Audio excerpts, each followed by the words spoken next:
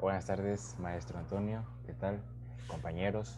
El tema a tratar es los paratextos. ¿Sabemos qué es los paratextos y para qué nos sirven? Pues los paratextos son todos los elementos que rodean el texto. Los paratextos también, ¿qué nos permiten? Nos permiten anticipar el contenido de un texto o ya sea este de una obra. ¿Qué elementos se usan en el paratextos? Se dice que son instrumentos discursivos que favorecen la comprensión de la obra y garantizan, en cierta medida, una apropiación de anclaje ideológico literario en el que se instala la escritura. Es decir, que nos da una mejor comprensión de lo que se va a tratar la obra o qué es lo que nos quiere decir o transmitir dicha obra o texto. Voy a compartir las diapositivas de mi grupo.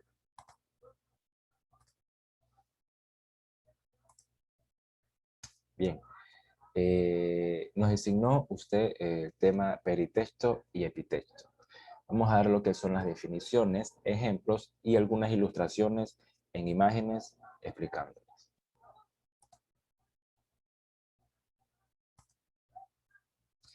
Paratextualidad, Genet. El paratexto se divide en dos, peritextos y epitextos. Peritextos. El peritexto se refiere a lo que se encuentra de forma visual, por lo general a partir de criterio editorial en un libro. Ya quiere decir ilustraciones, nombre de autor, epígrafes, prefacios, epílogos, etc. Y por medio de lo cual el volumen puede ser editado y reeditado, ya sea este del autor o de alguna entidad o imprenta, y propuesto al público bajo una o varias presentaciones. Es decir, que el peritexto se refiere a lo que se encuentra de forma visual, como lo dice aquí, en lo que nos fijamos primero en si es un color, es un dibujo, es un pájaro, es un edificio, es un niño, una niña, es un bosque, una pintura, una cara, un espejo, una bicicleta. ¿En qué nos transmite esa imagen o esa figura? El epitexto.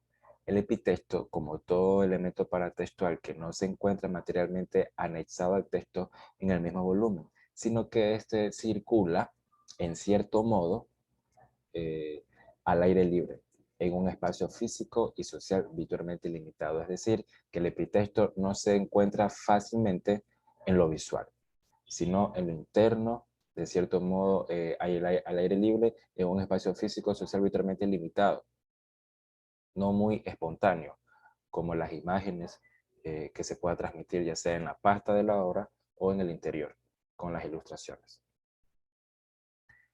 En el peritexto, esta es la parte del paratexto que le da presencia a la obra, es decir, con las imágenes que se transmiten, pues asegura su existencia en el mundo, como decía, le da presencia a la obra, su recepción y su consumo favorece, o sea, nos permite, si es que el lector lo va a recibir, lo va a consumir, bajo la forma al menos de nuestro tiempo, de un libro. Tenemos los ejemplos que es el subtítulo, seudónimo, prólogo, dedicatoria, epígrafes, nota, epílogo. Y por otro lado tenemos el epitexto. Esto se puede componer de entrevistas, anuncios, publicaciones, reseñas de críticos, cartas privadas y cualquier otra discusión autoral y editorial, que se halle en cualquier lugar fuera del libro, por ejemplo, en diarios y revistas, emisiones de radio y televisión, conferencias y coloquios, todas producciones públicas eventualmente conservadas en registros o compilaciones impresas, ya sea esta como una entrevista y conversaciones reunidas por el autor o por un mediador, actas de coloquios, compilaciones de autocomentarios. Ejemplos, tenemos las reseñas, las cartas, las entrevistas, los diarios íntimos y las conversaciones y las notas críticas.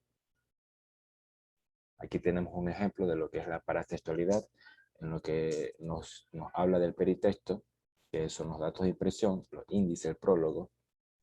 Todo esto nos conlleva a una cierta información de lo que se va a tratar o de qué es lo que va a hablar cierta obra o texto. Tenemos el epitexto, como vemos, son las entrevistas, las noticias, las biografías, ya sea de algún autor o de una persona determinada, la fotografía de dicha persona que nos brinda la información acompañada del texto. Las marcas paratextuales de un libro. Tenemos dos, paratexto verbal y paratexto icónico. ¿Qué se trata el paratexto verbal? El contenido textual, lo que se escribe como es el título, subtítulo, el prólogo, el índice, la biografía, las referencias y las notas al pie de página, que nos ayuda con cierta información sobre dicha obra.